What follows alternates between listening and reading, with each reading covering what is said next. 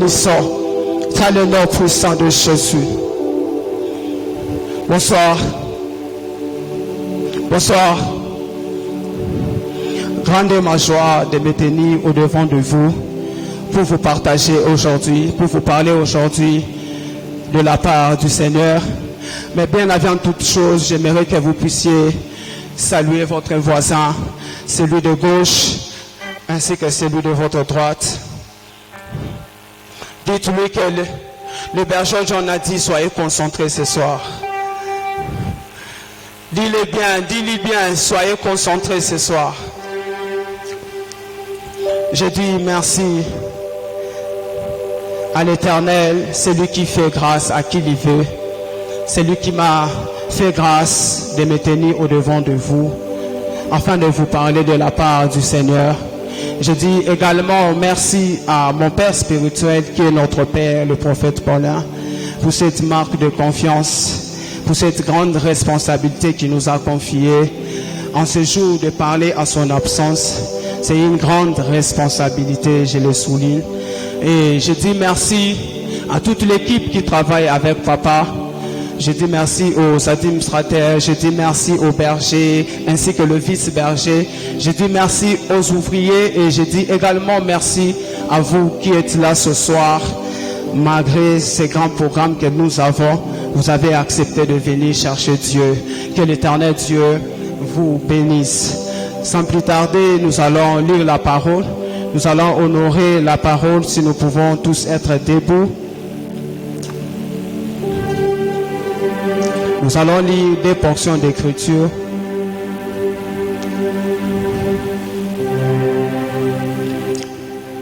Nous commençons avec Matthieu 21, 4.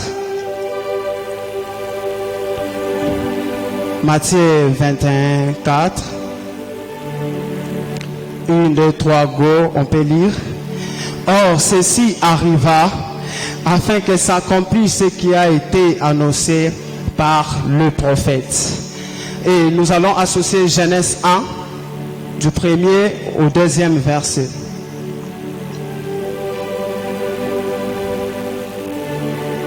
La Bible dit, au commencement, Dieu créa le ciel et la terre. La terre était informe et vide.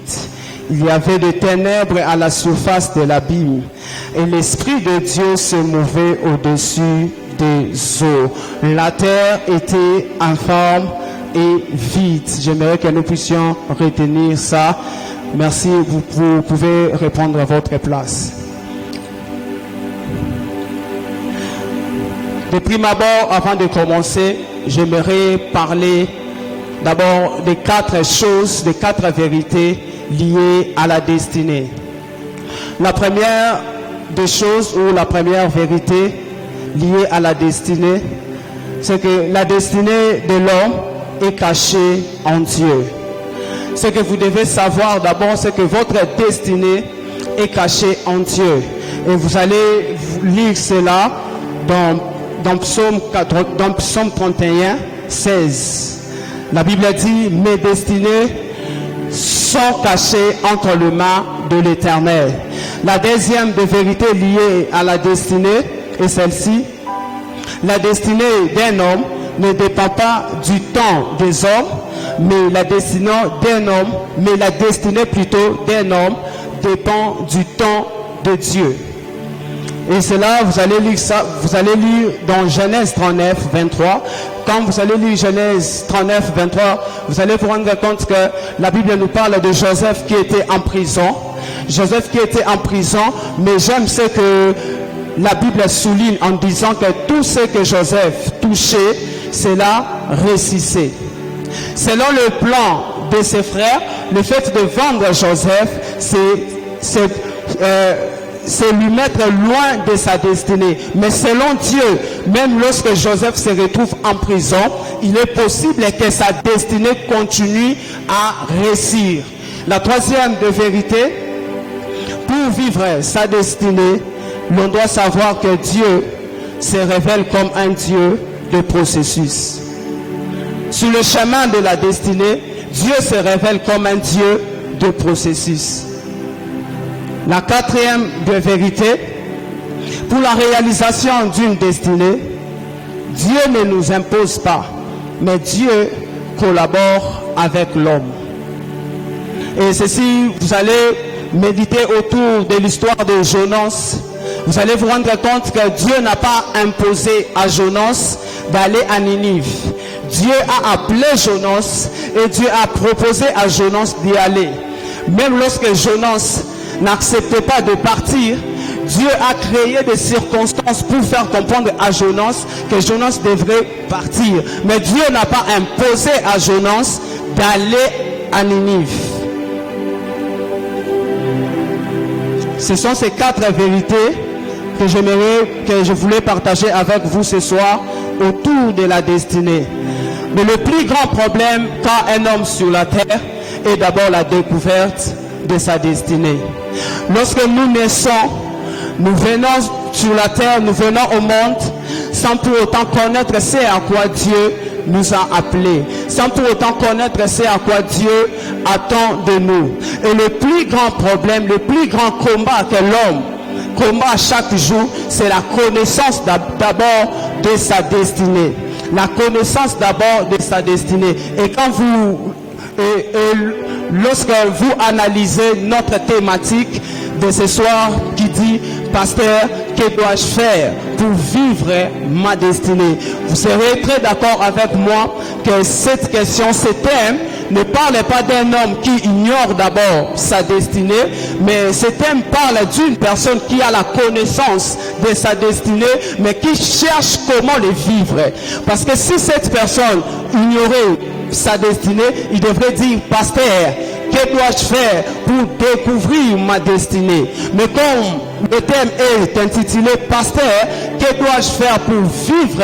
c'est supposé que la personne qui pose cette question, au départ, au préalable, il a la connaissance d'abord de sa destinée.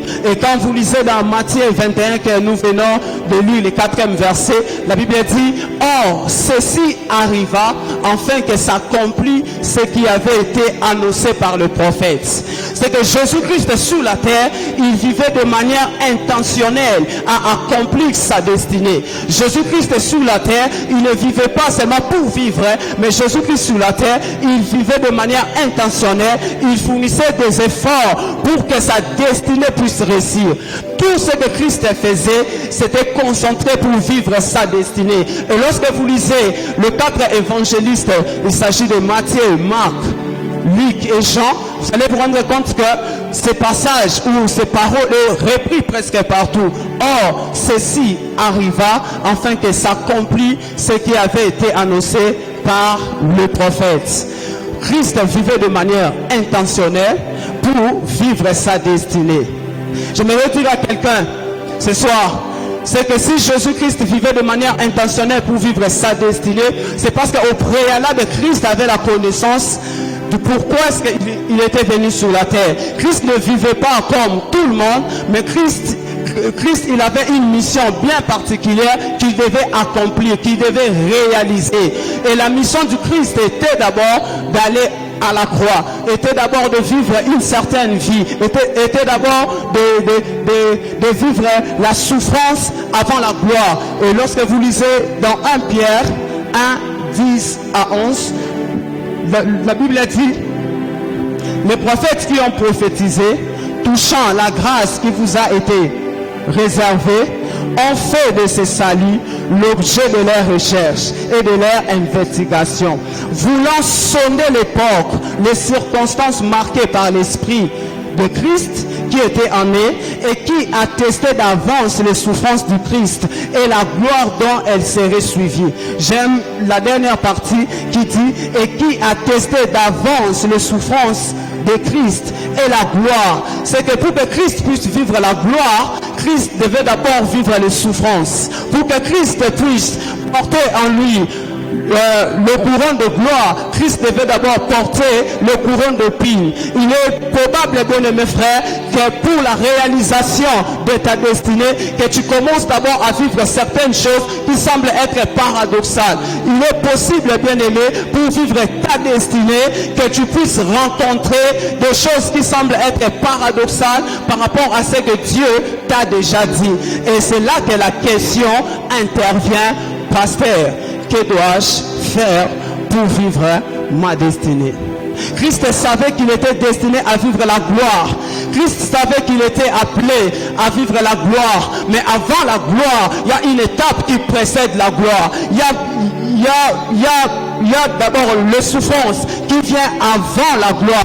Il est possible de vivre sa gloire, mais il est aussi possible sur le chemin de la destinée que vous rencontrez certaines difficultés pour vivre votre destinée. Et c'est là que plusieurs personnes se lamentent. Et c'est là que plusieurs personnes se posent des questions. Pasteur, que dois-je faire pour vivre ma destinée?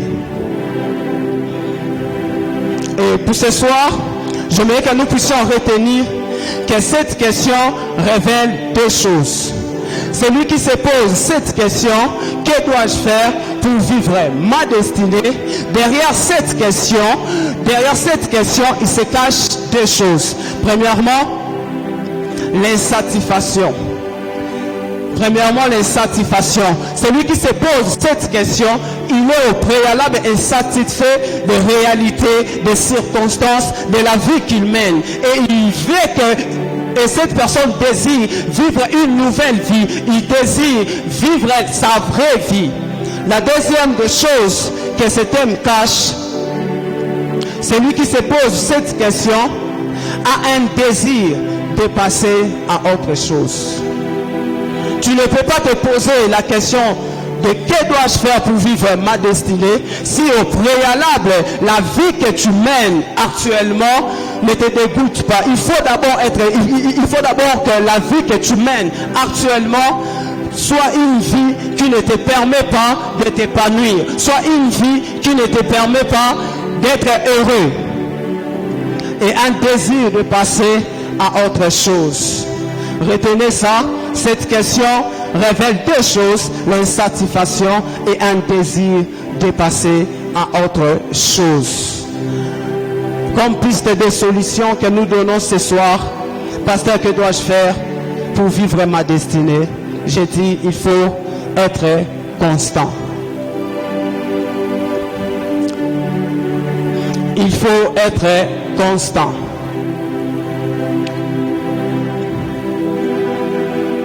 Quand vous lisez la Bible, la première des choses que Dieu fait dans l'histoire, Dieu commence par être insatisfait.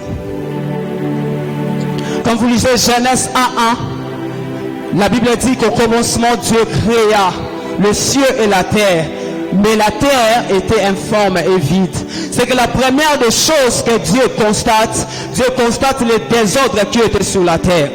Dieu constate la mauvaise forme qu'avait la terre. Dieu est la première des personnes qui était insatisfait par rapport à certaines réalités qui se passaient sur la terre. Et dû à ce désordre qui régnait sur la terre, ce que j'aime, c'est que Dieu avait la capacité de créer toutes choses en un seul jour. Mais la Bible dit, Dieu créa le premier jour, Dieu créa le deuxième jour, Dieu créa le troisième jour, Dieu créa le quatrième jour, le cinquième, ainsi que le sixième jour. Et c'est le sixième jour, après avoir créé, que Dieu dit que le septième jour, on dit, Dieu se reposa de ses œuvres. Quel est l'enseignement qui est caché derrière ce processus? Puisque je me suis posé la question, Dieu étant Dieu, il avait la capacité de tout créer en un seul jour. Mais Dieu est allé de manière progressive. Dieu qui pouvait créer toutes choses dans un seul jour, il a créé de manière procédurale. Dieu a créé de manière successive le premier jour, le deuxième, le troisième et le quatrième jour, le cinquième ainsi que le sixième jour. L'enseignement qui est caché, c'est que même Dieu était constant. Même Dieu était constant dans sa manière de faire. Même Dieu était constant dans l'œuvre de la création. Il pouvait dans un seul jour tout créer. Mais Dieu n'a pas voulu tout créer à la fois. Dieu voulait nous donner un exemple.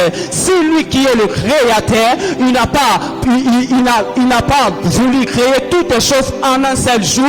Il est allé mollo, petit à petit. Il est possible aussi que tu sois sur le chemin de ta destinée et que tu cherches à vivre réellement ta destinée. Mais Dieu t'amène de manière progressivement. Dieu avance avec toi petit à petit.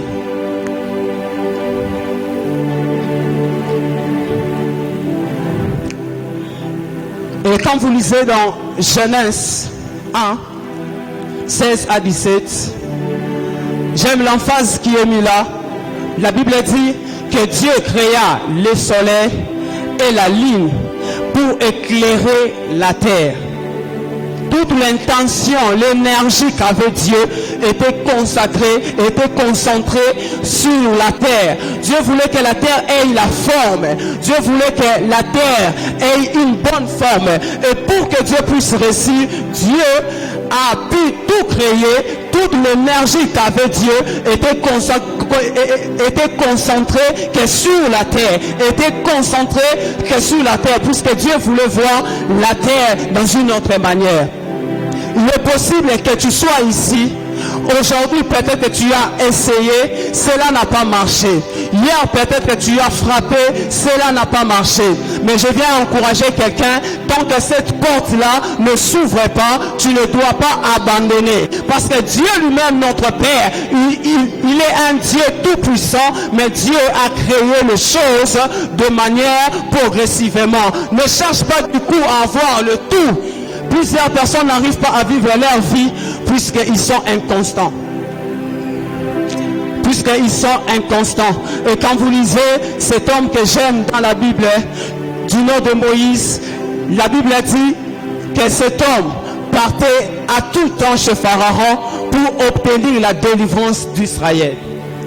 Le matin, le soir, Moïse pouvait aller pour obtenir la délivrance d'Israël. Mais cela était sans succès. Et les commentateurs bibliques disent que Moïse a passé 40 ans durant en train de chercher, en train de demander à Pharaon de laisser partir les enfants d'Israël. Quelle constance! Durant 40 ans, Moïse n'a pas failli. Durant 40 ans, Moïse n'a pas laissé le temps. Durant 40 ans, Moïse était constant. Il cherchait la délivrance des enfants d'Israël. Il est possible ce soir que quelqu'un commence à vivre sa vie puisqu'il est constant. Il est possible ce soir qu'une destinée commence à marcher puisque la personne demeure constant. Les choses ne marcheront pas parce que tu as la bonne volonté, mais les choses marcheront parce que tu es constant. Le Dieu que nous prions, il n'est pas seulement un Dieu de gloire, mais il est aussi un Dieu constant.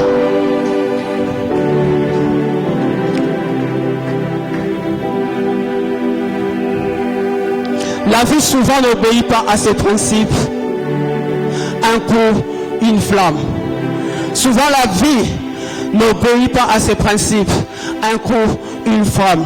Un coup, une flamme plutôt. Ou lorsque tu es sorti, toutes choses marchent bien. Par moments sur le chemin de la destinée, nous rencontrons les paradoxes. Nous rencontrons certaines choses qui semblent être contradictoires. Tu es sûr et certain que Dieu t'avait dit en 2022, précisément le mois de février, tu vivras ça, tu vivras ça, tu vivras ça. Mais jusque là, quand tu observes ta vie, tu as comme l'impression que rien ne marche. Tu as comme l'impression que rien n'évolue. C'est là que l'homme doit commencer à être constant. C'est là qu'une femme peut commencer à j'aimerais dire que c'est là qu'une femme peut devenir constante.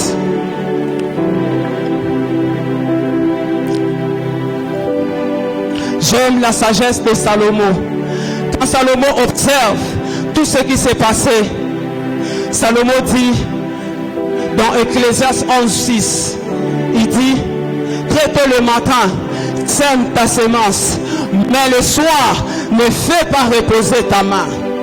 Très très tôt le matin, sème ta sémence, mais le soir, ne fais pas reposer ta vie. Bien-aimés frères, la constance. Salomon voulait enseigner, il voulait donner un enseignement sur la constance. Le matin, tu as sémé, mais le soir aussi, sème, car tu ne sais pas ce qui va produire. C'est là ou celle-ci. Et lorsque vous lisez le prophète Isaïe, il vient compléter en disant, qui sait ce qu'un jour peut enfanter. Il est possible que ce soir, en venant en ce culte, en quittant en ce lieu, que quelque chose commence.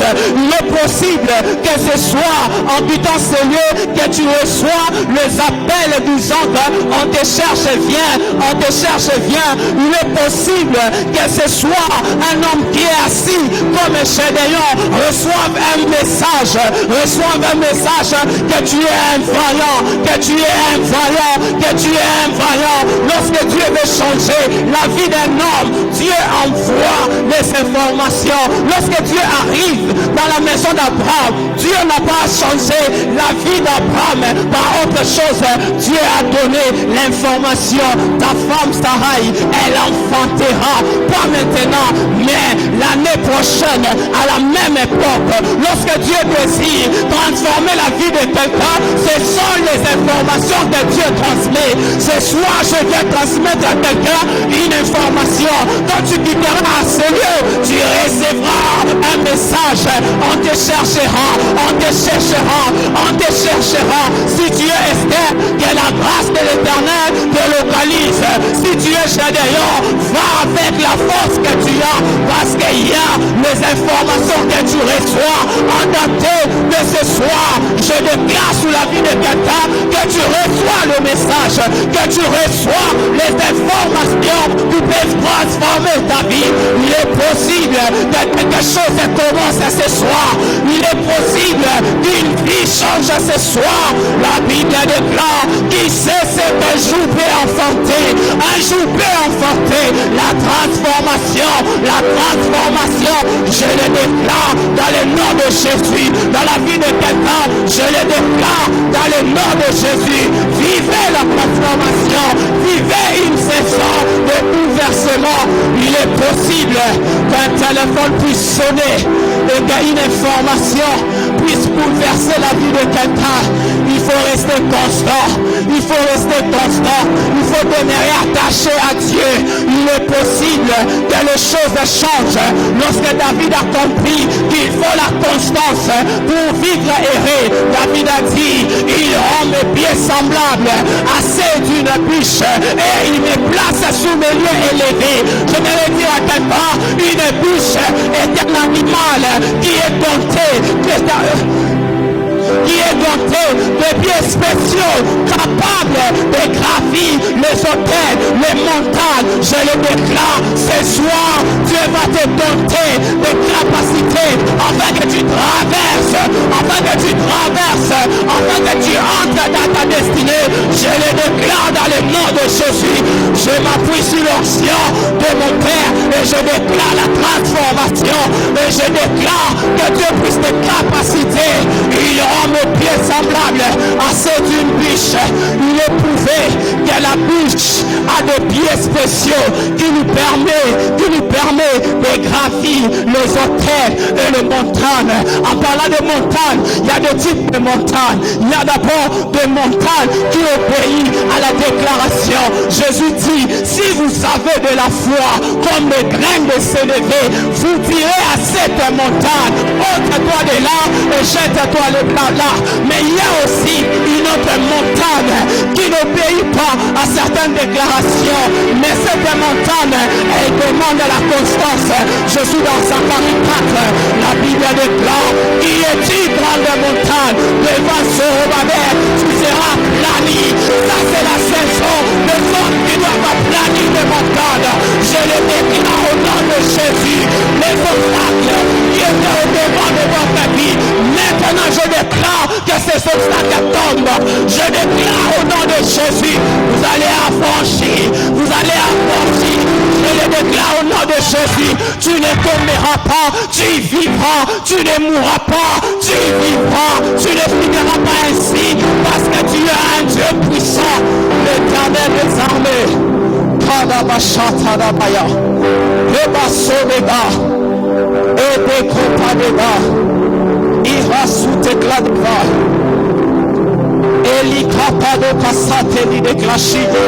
Quand les hommes se retrouvent devant cette montagne, la plupart des personnes, c'est là que des hommes perdent la force. C'est là que plusieurs personnes n'ont plus de soutien.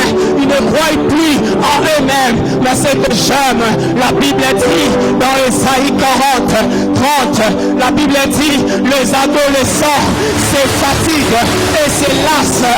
Les adolescents se fatiguent et se lassent. Les jeunes hommes tombent. Mais ceux qui se confient en l'Éternel, l'Éternel est Dieu, renouvelle leur force dans la marche. Ta force sera renouvelée quand tu entreras en scène. Ta force sera renouvelée quand tu vas accepter d'entrer dans la scène.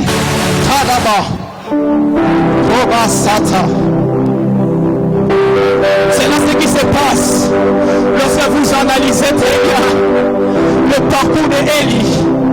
La Bible dit que la main de l'Éternel fut sur Élie et il courut plus que le char et le chevaux d'Israël. Normalement, lorsqu'on parle de char, lorsqu'on parle de chevaux, ce sont ces deux instruments qui permettaient Israël d'aller en guerre. Mais à cause de la main de l'Éternel, Élie a tout couru plus que le char et le chevaux, plus que le char et le chevaux, parce que la dispensation a été changée. La Bible déclare, ceux-ci s'appuient sur leur char, ceux-là s'appuient sur leurs chevaux, mais nous n'avons que l'Éternel des armées. Ce n'était plus la dispensation de chars et de chevaux, mais c'était la dispensation des hommes qui se confient en Dieu. C'était la dispensation des hommes qui se confient en Dieu. La dispensation des hommes qui se confient en Dieu. Je parlais de la constance. Le point 1.1, je l'ai intitulé les activateurs de la constance.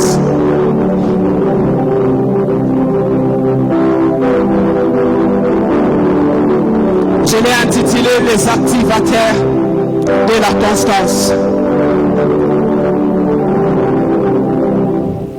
Petit A, il faut savoir distinguer ce qui est important et ce qui est nécessaire. Tu veux être constant, il faut d'abord, au préalable, savoir distinguer ce qui est important et ce qui est nécessaire.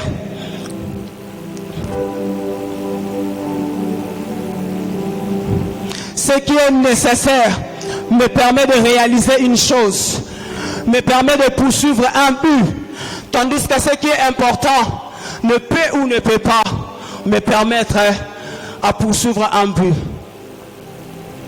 Les activateurs de la constance.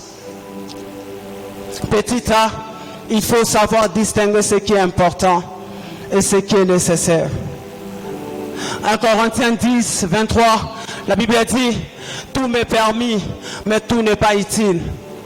Paul savait distinguer ce qui est nécessaire de ce qui est important. Bien-aimé frère, tu ne vivras pas ta destinée si au préalable tu ne sais pas distinguer ce qui est nécessaire de ce qui est utile, ce qui est important plutôt de ce qui est nécessaire. Tant que tu ignores la nécessité de quelque chose, tu n'arriveras pas à vivre ta destinée. Il faut au préalable avoir la connaissance de ce qui est important et de ce qui est nécessaire.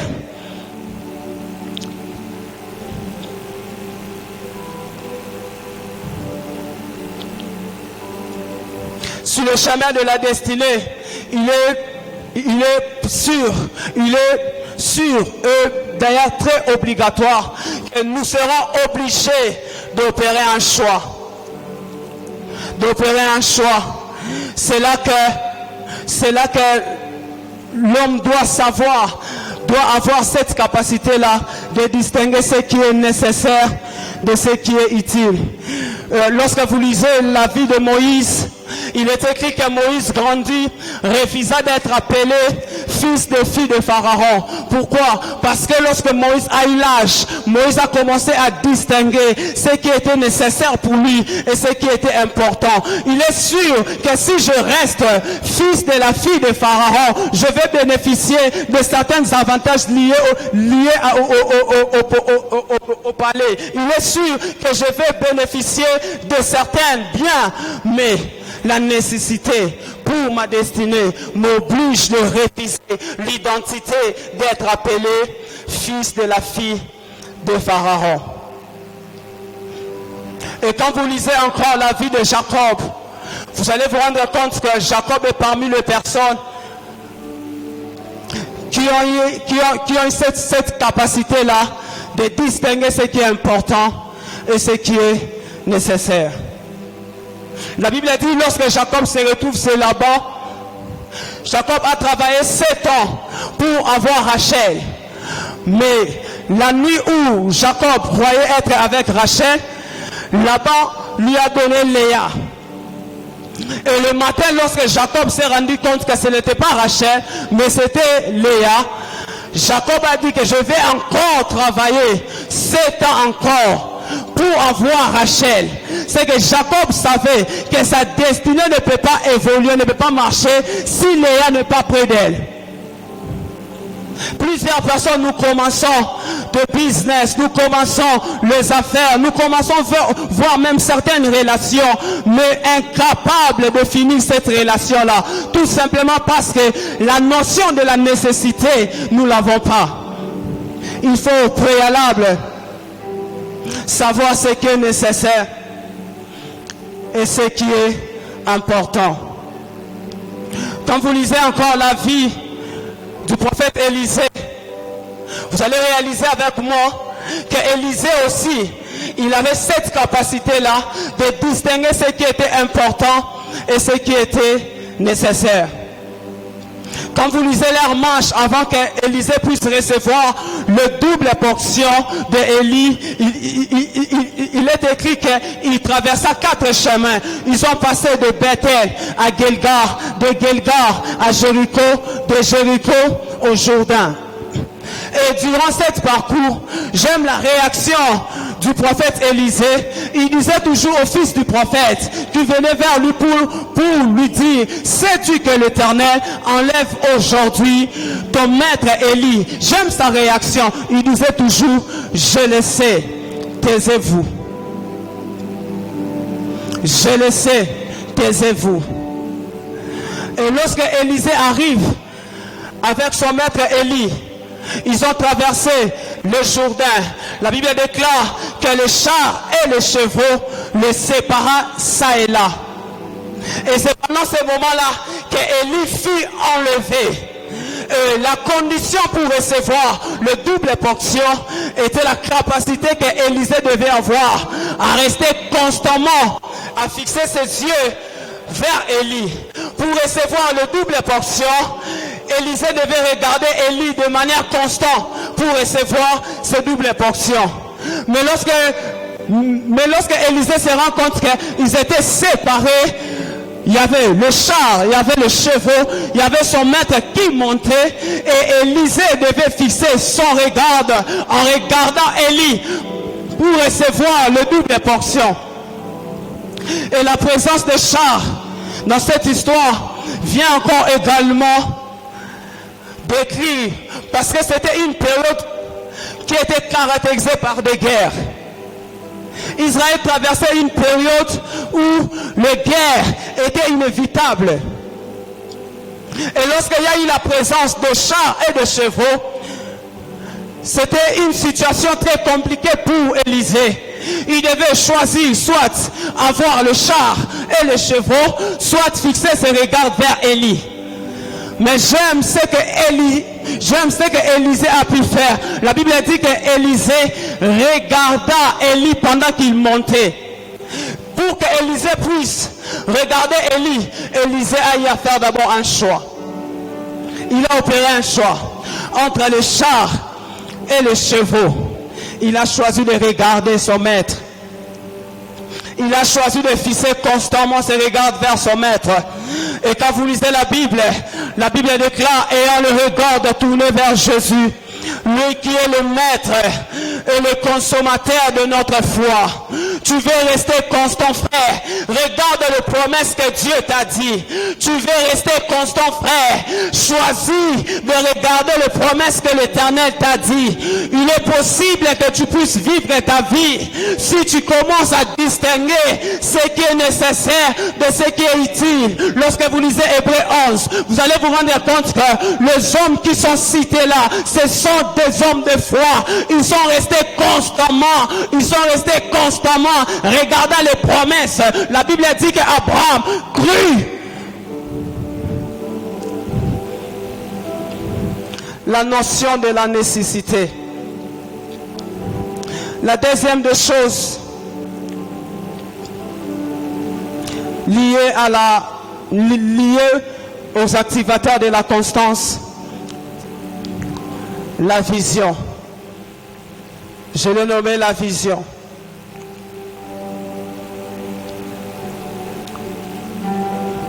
Je suis dans Proverbe 29, 18.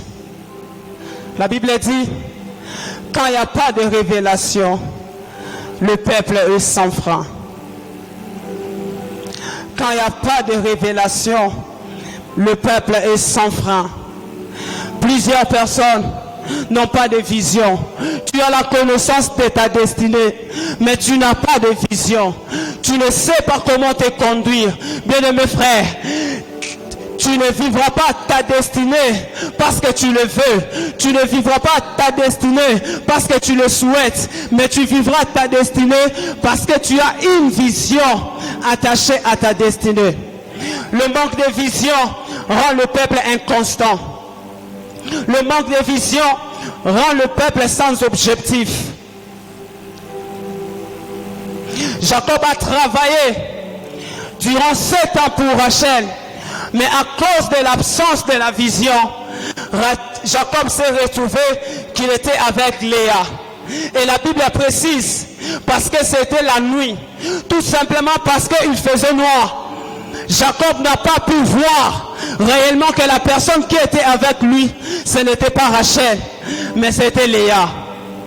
Cet homme qui était assis à la belle porte, cet homme a passé 38 ans devant cette porte parce que cet homme n'avait plus de vision. Son vrai problème était de retrouver ses pieds. Mais cet homme a changé ses objectifs. Cet homme a changé sa vision. La chose qui le menait devant du temple, c'était pour recevoir, pour reprendre ses pieds. Mais cet homme se rend compte qu'il a changé de vision. Au lieu de désirer de recevoir ses pieds, de reprendre ses pieds, cet homme a commencé à demander les aumônes. Parce que cet homme n'avait plus de vision. Parce que cet homme n'avait plus de vision. J'aime une femme dans la Bible appelée la femme Sunamite. Quand vous observez l'histoire de cette femme, la Bible dit que cette femme, le nom d'abord Sunamite veut dire des lieux de repos. Sunamite veut dire des lieux de repos. Et le premier repos que cet homme a vécu, que cette femme a vécu plutôt, c'est parce qu'elle était stérile. Tout ce qu'elle savait faire, c'est de demander, c'est de désirer avoir un enfant. Et puisqu'elle désirait avoir un enfant, la Bible dit qu'un jour le prophète Élisée passait par là et la femme a pu recevoir l'enfant qu'elle avait toujours désiré. Le deuxième repos que cette femme a vécu, c'était après la mort de cette femme. La Bible dit que la femme sortant, et lorsque la femme quitta sa maison, elle rencontre son homme. Et lorsque le mari dit, d'où vas-tu? Où vas-tu? Est-ce que tout va bien? La femme a répondu, tout va bien. La vision qu'avait cette femme a permis à cette femme de rester constante. Malgré que l'enfant était morte, la femme, elle est restée constante. Elle savait que si je reçus cet enfant au moyen d'un miracle, même sa résurrection dépend aussi d'un miracle. Ce que la femme savait, je reçus cet enfant au moyen de la prière. C'est que même quand cet enfant meurt, la prière peut encore leur rendre la vie. Et quand vous lisez dans Exode 16, on nous parle de la manne. Et la manne avait des conditions. La première des conditions, c'est que la manne descendait du premier au 6e jour. Mais la manne qui descendait le premier jour, le deuxième jour, le troisième jour et le 4e jour, ainsi que le 5e jour, cette manne avait aussi une condition. C'est que le peuple devait recevoir selon leur quantité. Le peuple devait ramasser selon leur quantité. Chaque peuple devait recevoir selon la mesure qui va lui suffire pour se nourrir. Et ceux qui ramassaient le double n'avaient rien de spécial par rapport à ceux qui ramassaient une seule portion. Pourquoi? Parce que si la manne dormait, le lendemain, la manne était infertile. La manne pourrissait. Et la deuxième condition de la manne, c'est que la manne qui descendait le 6e jour avait la capacité d'aller et dormir pour traverser le 7e jour. La manne qui descendait le 6e jour, cette manne avait la capacité de quitter le 6e jour vers le 7e jour. Or, en réalité, le peuple d'Israël cherchait le repos parce qu'il venait de quitter la maison de Pharaon. Et pendant la marche, ce peuple commençait à demander si réellement ils pouvaient manger. C'est comme ça que Dieu a pourvu à leurs besoins en donnant la manne.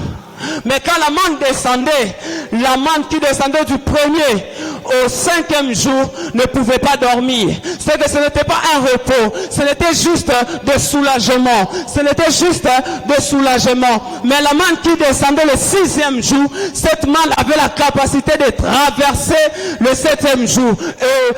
Et l'apôtre Paul, il vient amplifier en disant que Jésus-Christ, né d'une femme sous la loi, mais c'est Christ qui est né sous la loi, c'est lui qui nous a fait traverser de la loi à la grâce. La manne qui descendait le 6e jour, cette manne descendait dans la loi, mais c'est cette manne-là qui devait amener le peuple dans la grâce, dans le repos. Et Jésus-Christ dit, venez à moi, vous tous qui êtes fatigués, chargés, je vous donnerai du repos. Je vous donnerai du repos. Sûrement quelqu'un ici, il est déjà fatigué de la situation qu'il mène. Sûrement quelqu'un ici, il est déjà fatigué de certaines réalités qui lui arrivent. Mais j'aimerais dire à quelqu'un, Christ dit, venez à moi, vous tous qui êtes fatigués, je vous donnerai du repos. Il est possible de vivre sa destinée lorsqu'on sait s'appuyer sur Christ. Celui qui veut vivre sa destinée doit apprendre à venir auprès de Jésus. Quand vous lisez la Bible déclare, alors que l'ange descend et lui dit, Josué dit, Seigneur, es-tu le nôtre ou de leur côté? L'ange dit, je suis l'ange qui se tient devant Dieu. C'est à toi de venir vers moi. Sûrement ici tu as des problèmes. Sûrement ici, tu rencontres certaines difficultés. J'aimerais rassurer quelqu'un que Jésus-Christ a la solution à ton problème. J'aimerais rassurer quelqu'un que Jésus-Christ a le repos qu'il te faut. J'aimerais rassurer quelqu'un que Jésus-Christ est la solution à tout problème. J'aimerais rassurer quelqu'un, l'on peut être constant même dans la prière. L'on peut être constant même dans la prière. Combien de temps tu mets pour chercher Dieu? Tu sais que cette situation, si tu ne cherches pas Dieu, ça ne va pas changer. Tu sais que la vie que tu mènes, si tu ne cherches pas Dieu, les choses ne vont pas se débloquer. Mais tu n'as pas le temps pour chercher Dieu.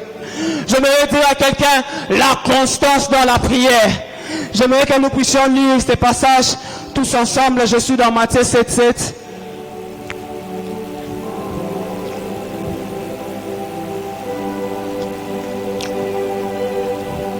Si l'on peut tous trouver ces passages, c'est par là que nous allons prier. C'est ici que nous allons prier. Matthieu 7:7. La Bible dit, demandez, l'on vous donnera. Cherchez, vous trouverez. Cherchez, vous trouverez. Frappez, et l'on vous ouvrira. Ce que j'aime ici, ce passage nous parle de deux types de personnes. Des personnes qui sont là que pour demander. Et celui qui demande s'entend que quelqu'un d'autre puisse le donner. Mais celui qui cherche, il n'a personne.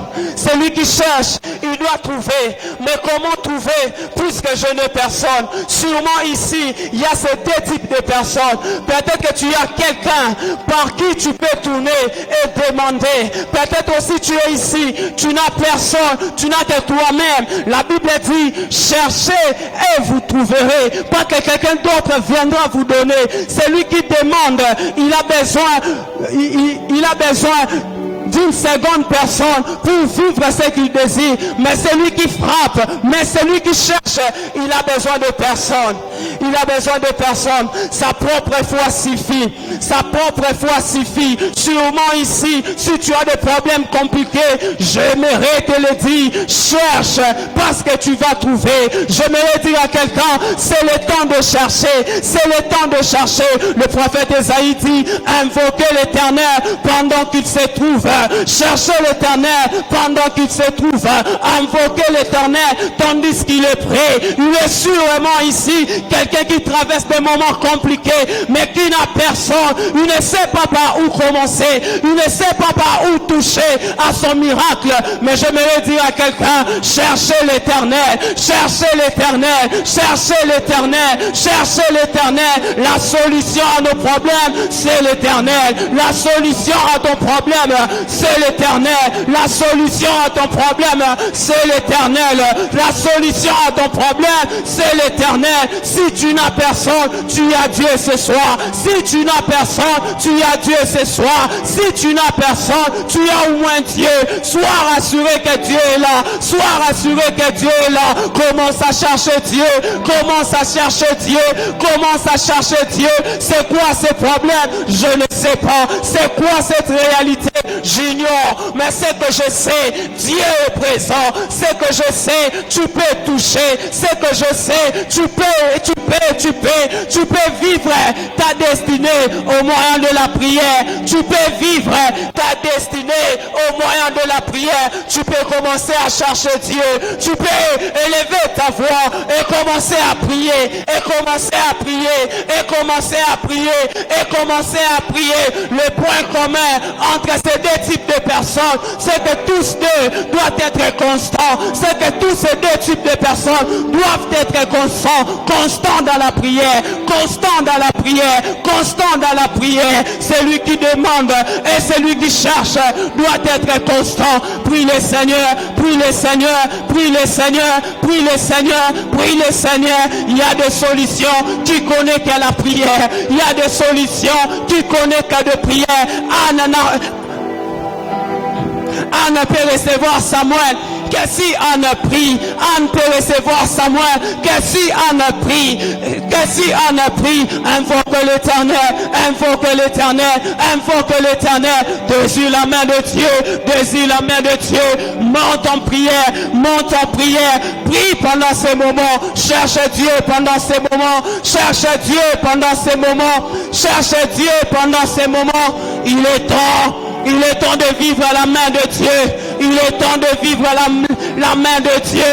Il est temps de vivre la main de Dieu. Si tu fais face au blocage, tu peux aplanir, tu peux frapper les mains et commencer à prier. La main de Dieu est ici, la grâce de Dieu est ici, la main de l'Éternel est ici, la faveur de Dieu est ici. Tu peux frapper les mains et prier, tu peux frapper les mains et prier, tu peux chercher Dieu, chercher l'Éternel pendant qu'il se trouve, invoquer-le tandis qu'il est prêt. Dieu est plus près de nous pendant que nous prions, Dieu est plus près de nous pendant que nous prions. Cherche l'Éternel. Come on, come on. Come on, come on. La constance dans la prière. La constance dans la prière. La constance dans la prière. Cherche l'Éternel. Cherche l'Éternel. Cherche l'Éternel. Cherche l'Éternel. La constance dans la prière. La constance dans la prière. Invoque l'Éternel. Invoque l'Éternel. Jusqu'à ce qu'il répandra son justice. Jusqu'à ce qu'il répandra sa justice dans nos vies. Kadabashata dabaya. Ekadababababa satadabaya. Imanda sakata dabaya. Rakata dabababo shakata dabaya. Rebrazi kata dabababo shata. Ema sakadabaya. La zukete kadaba. Elo masudege. La plite kadabashata. Rababababababa. Elabashakadaba. Imasudegeria. La tout éclat de vent. La sourée de Gléria. Seigneur éternel et Dieu, nous te cherchons Père. Nous te cherchons Père. Il est écrit éternel ô Dieu. Cherche l'éternel pendant qu'il se trouve. Yahweh Adonai. Mon frère te cherche. Ma sœur te cherche. Répands ta main. Répands ta main. Répands ta grâce. Répands ta faveur. Répands ta main Seigneur. Je veux que ta main mon Dieu nous localise ce soir. Je veux que ta main Seigneur nous localise ce soir. Donne-nous Yahweh un témoignage éloquent. Donne-nous Yahweh un témoignage éloquent. Je prie au nom de Jésus. Agis Seigneur. Cherche Dieu, cherche Dieu. Come on, prie. Tu peux associer tes mains. Tu peux associer tes mains. Tu peux chercher Dieu. Tu peux implorer Dieu. Tu peux aplanir des montagnes. Tu peux aplanir ces montagnes. Si tu es Zorobabel, si tu es Zorobabel, tu peux aplanir la malédiction, la condamnation qui règne dans ta famille. Tu peux aplanir la malédiction, les mauvaises paroles que les hommes ont déclarées dans ta vie, les mauvaises paroles que les hommes ont libérées dans ta famille. Tu peux aplanir. Si tu es Zorobabel, sois constant dans la prière. Si tu es Zorobabel, sois constant dans la prière, parce que ta solution ne dépend ni de ta force, ne dépend ni de ta force, ni moins encore de ta puissance, mais cela dépend de l'Esprit de l'Éternel, de l'Esprit de l'Éternel. Cherche l'Éternel, invoque Dieu, invoque Dieu. Tu peux être debout, tu peux être debout et chercher le Seigneur. Tu peux être debout et chercher l'Éternel. Kadabasha kadababa. Emasa kadabaya. Rababasata dabaya. Seigneur Dieu de gloire, Seigneur Dieu tout-puissant, agis dans nos vies. Seigneur Dieu de gloire, répands ta gloire, répands ta présence, Père, répands ta grâce, mon Dieu. Révèle-toi, Jésus, dans nos vies, Abba. Je prie, éternel, oh Dieu, que quelqu'un, éternel, commence à vivre sa vie. Que quelqu'un, éternel, commence, mon Dieu, à vivre, Yahweh, sa destinée. Je prie au nom de Jésus, révèle-toi. Je prie au nom de Jésus, manifeste-toi. Je prie au nom de Jésus, révèle-toi. Je prie au nom de Jésus, Abba Dieu de l'éternité, au moyen de la prière. Éternel, oh Dieu, des femmes comme des ânes ont changé leur situation au moyen de la parole. Josué et Ir pouvaient obtenir, Seigneur, la délivrance au moyen de la parole. Éternel, oh Dieu, Ir pouvait recevoir l'éternel, oh Dieu, la délivrance, Père, au moyen de la prière. Les hommes éternels, oh Dieu, ont touché à leur destinée. Cherche l'éternel, cherche l'éternel, alors qu'il est présent. Cherche l'Éternel pendant qu'il se trouve. Cherche l'Éternel alors qu'il est ici. Cherche l'Éternel pendant qu'il est présent. Come on, prie, come on, prie, come on, prie, come on, prie, come on, prie. Cherche l'Éternel, invoque Dieu. Kadabasha, Emasa Kadaba, Rababasa Katadabaya, Ribraza Katadabaya, Rabraza Katadabaya, Ebosa Katadababakasha. Emandosi katadabaya, la dosi ketekera, elikapatero de gleria, la souveraine, les toketa, idécladera, la souple te katara, rabababababa, éternel Dieu de gloire, change les choses, éternel Dieu de gloire, bouleverse les choses, éternel Dieu tout-puissant, change les choses, Père, je refuse, mon Dieu, que ma destinée, Seigneur, reste éternel, mon Dieu, statique, Père. Je veux vivre ma vie. Je veux vivre ma vie. Je veux toucher éternel, oh Dieu, mes promesses éternelles. Je prie Adonai, mon Dieu, si je suis lent, Père, donne-moi la vitesse, oh Dieu. Si je suis faible, Père, rends-moi constant, Seigneur, afin de vivre ma destinée, afin de vivre ma vie. Je prie Adonai, Dieu de gloire, fais-moi grâce, mon Dieu, que je vive ma destinée, que je vive ma destinée, au nom puissant de Jésus.